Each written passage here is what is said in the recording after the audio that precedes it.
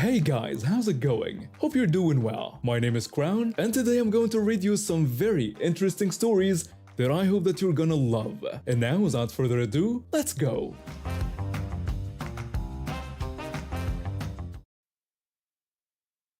I've been working in IT for retail chains for over 15 years now, and I've seen my fair share of interesting characters. But this story is about the time I dealt with probably the most obsessive-compulsive controller I've ever encountered in my career. I landed this job about 5 years ago at a pretty successful retail chain. The owner is this really sharp guy who knows his business inside and out. When I came in, the company was already doing great with multiple locations across the state. The computer systems needed some serious updating though, which is why they brought me on board. Everything was going smoothly until about 6 months into my role when they hired this new controller. Now, don't get me wrong, being detail-oriented is crucial for an accountant. But this woman took it to a whole new level. She waltzed into the office one day and decided our company credit card system needed an overhaul. Sure, we were a bit loose with it, but everything was documented and the owner was happy because he was racking up serious airline miles on it. We're talking about a card with a 6-figure limit that we had to make mid-month payments on just to keep using it. The controller created this new payment request form. The form itself wasn't bad, it was actually pretty useful, but then came her policy, and oh boy was it a doozy. The controller announced her new policy to everyone. She insisted that every single purchase, no matter how small, would need this form filled out and signed by either the owner or 2 higher-ups. When I asked about small emergency purchases, she said there would be absolutely no exceptions to this rule. Now, in retail IT, time is money. When a cash register goes down, we need to fix it now. Not tomorrow, not in 2 hours, now. And sometimes all I need is a $25 part from the internet to get things running again. But according to her new policy, I had to track down 2 executives or the owner himself just to buy a $25 part. And one of these executives was barely even in the office most days. One crazy morning, 3 different stores had register issues. I found myself running to the owner's office 3 times within an hour, forms in hand. The owner noticed it was my 3rd visit when I walked in. When I explained that register 4 at store 3 was down and I needed his signature for a replacement part, he seemed concerned about the frequency of these visits. I had to explain that the executive vice president was out of town, so I needed his signature instead. He signed the form but told me he'd look into the situation. I was walking back to my office when I heard the owner's voice coming from the controller's office.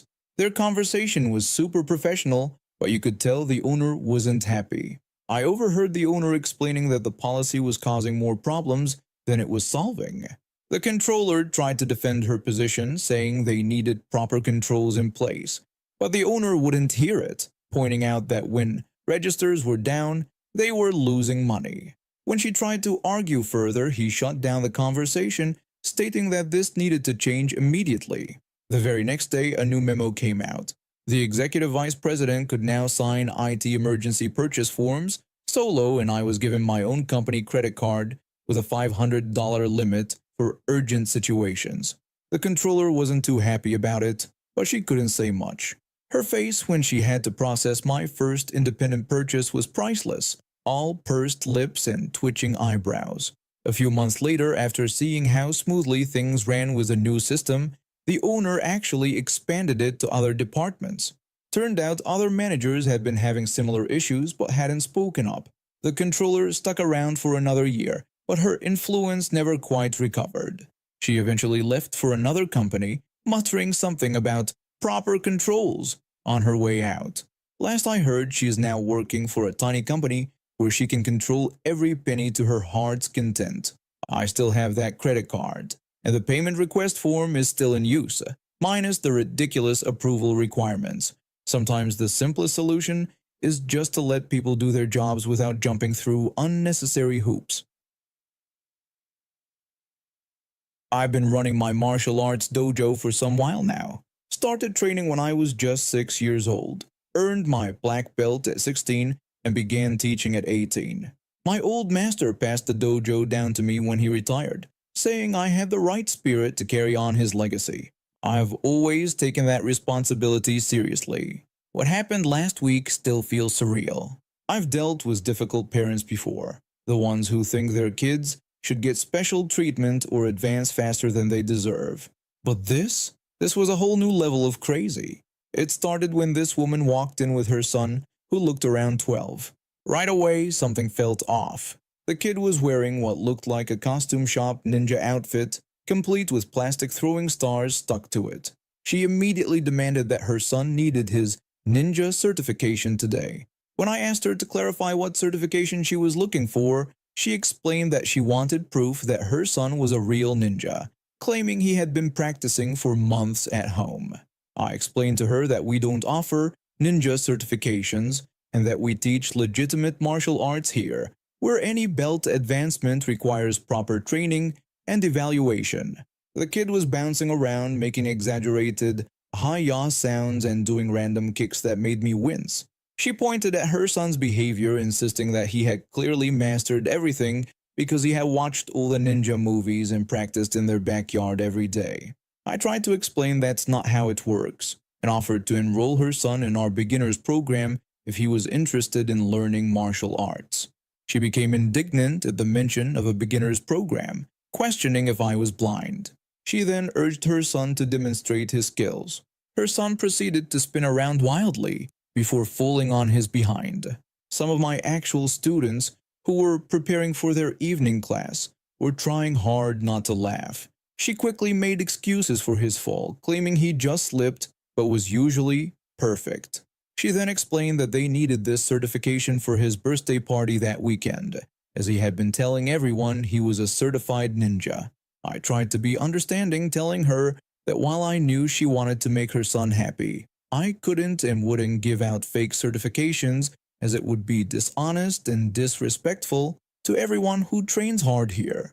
That's when she started getting really angry. She tried to bribe me, asking if I knew how much money she could pay and telling me to name my price. I explained that it wasn't about money, but about integrity, and suggested she either enroll her son in proper classes or look elsewhere.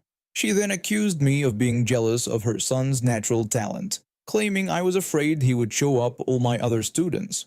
At this point, two of my senior instructors, who had been setting up equipment nearby, moved closer.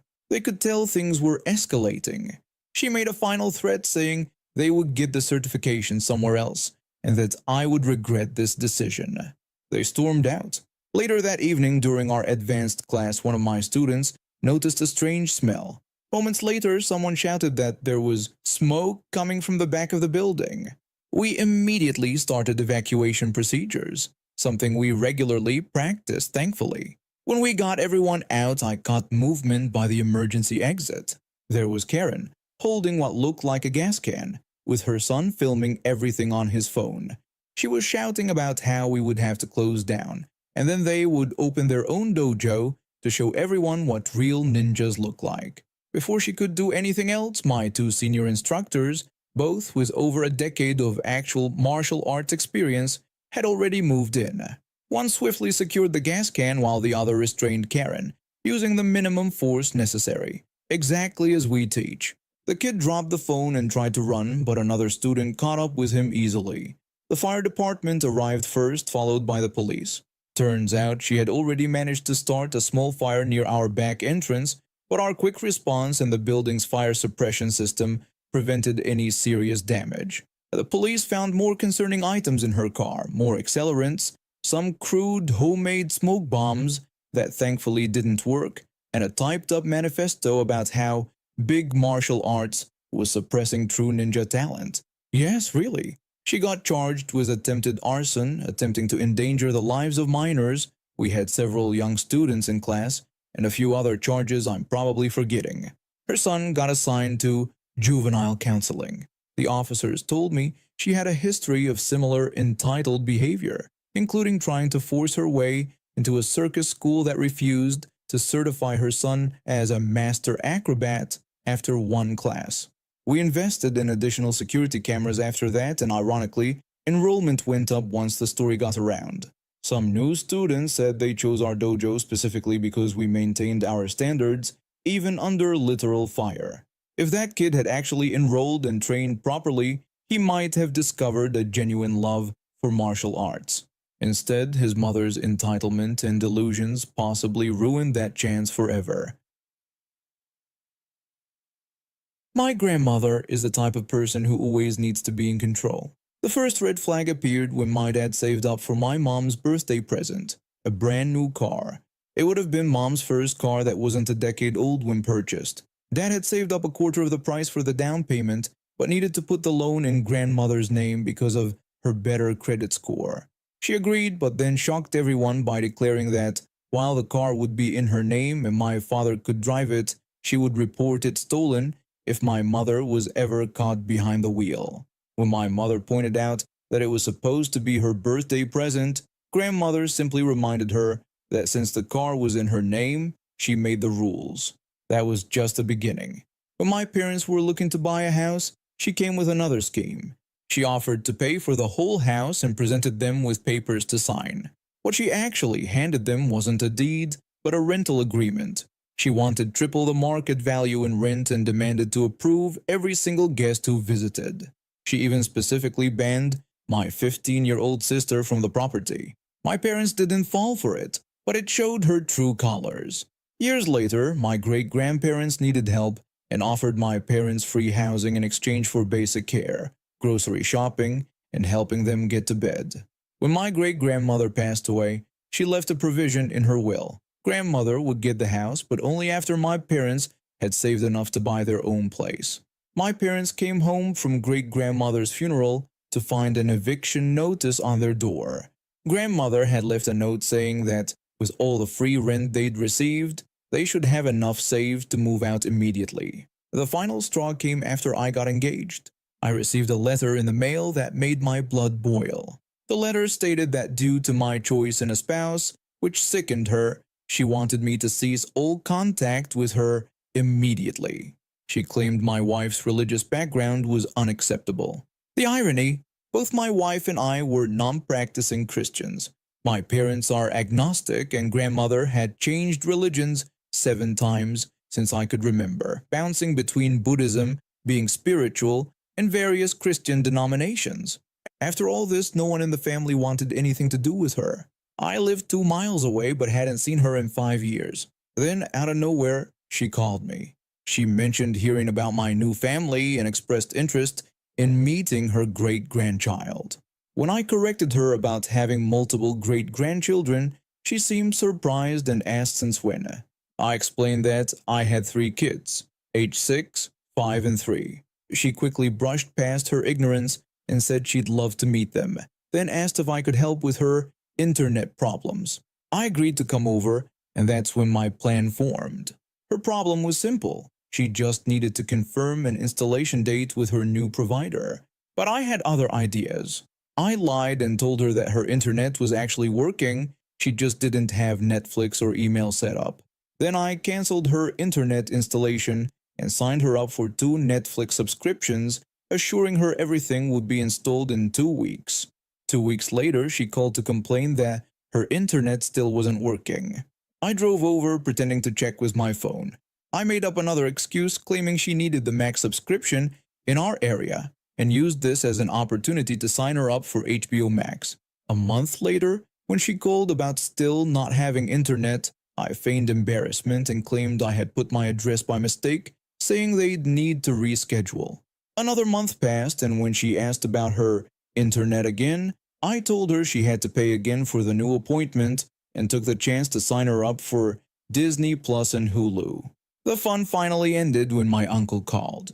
He demanded to know why grandmother had 20 streaming subscriptions and no internet, saying she claimed I'd been helping her for 4 months.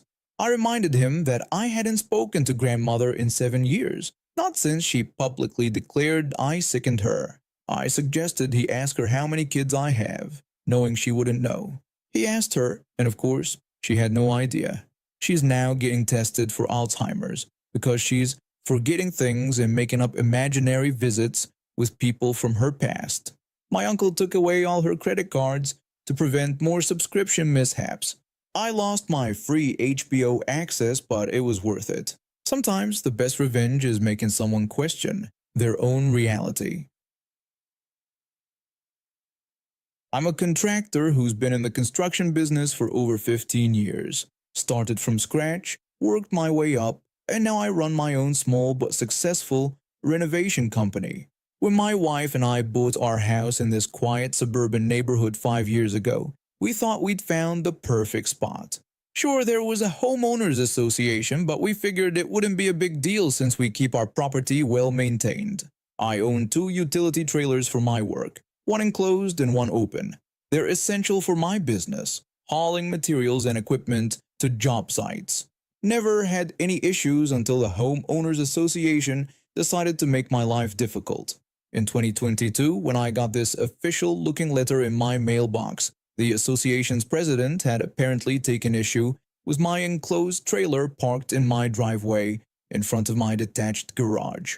The letter demanded that I remove what they called an abandoned vehicle within 7 days, citing their bylaws. I was shocked by their characterization and immediately pointed out that this was a fully operational, insured, and registered trailer that I actively use for my business. I examined their letter more carefully and noticed something interesting. There was no date on it. 7 days from when exactly? Also, they referenced some bylaw about house and travel trailers, which clearly didn't apply to my utility trailers. I wrote back a detailed response explaining several issues with their letter. I pointed out that without a date, their 7-day deadline was meaningless. I clarified that my trailer wasn't abandoned but rather a properly registered, insured, and regularly used piece of business equipment. Finally, I explained that their referenced bylaw specifically addressed house and travel trailers, not utility trailers, and asked them to review these points and provide clarification if needed. They never responded. Last Wednesday, another letter arrived. This time they were complaining about my open utility trailer in the backyard. Mind you, it's tucked away in the back corner, mostly hidden behind my detached garage. They even included a photo which hilariously proved my point about its discreet location. The letter claimed they had documented another violation regarding my travel trailer being visible from the street and demanded immediate action. They were trying to use the same invalid bylaw from 2 years ago. So I decided to write another response, but this time I went all out. I explained how their own photo proved the trailer was appropriately placed in my backyard and partially concealed by my garage. I called them out for attempting to apply travel trailer bylaws to my utility trailer again and reminded them how this same approach had failed in 2022. I made sure to mention that I kept detailed records of all correspondence, including their previous attempt and lack of response to my rebuttal. I also included copies of my trailer registration, insurance documents, and business license, along with highlighted sections of their own bylaws showing the distinction between different types of trailers. The next day, one of the association board members showed up at my door, red-faced and clutching my letter. He tried to assert their authority, calling my trailers an eyesore. I calmly explained that I wasn't ignoring their authority but rather correcting their misinterpretation of their own bylaws, and offered to show him the registration and insurance documents again. When he insisted that other residents had complained, I told him that they couldn't enforce rules that didn't exist, and unless he could show me where utility trailers were specifically mentioned in the bylaws, we had nothing more to discuss. He took off, but I wasn't done. I decided to attend the next homeowners association meeting. During the resident comments section, I presented my case about their harassment regarding my properly maintained, legally parked utility trailers. I distributed copies of all their letters, my responses, and the relevant bylaw sections to everyone present. The room fell silent as people examined the documents. Then an older gentleman spoke up, sharing that he'd faced similar issues with his lawn trailer being cited under the same bylaw. This opened the floodgates, and suddenly other residents began sharing similar stories. The association board members grew visibly uncomfortable as it became clear this wasn't an isolated incident. By the end of the meeting, they agreed to review their enforcement policies and issue a clarification about utility trailers. I haven't received any more letters since then, and my trailers remain exactly where they were. Sometimes standing your ground and knowing your rights is all it takes to shut down entitled behavior. And now we have reached the end of today's stories. Thank you for watching, and see you next time.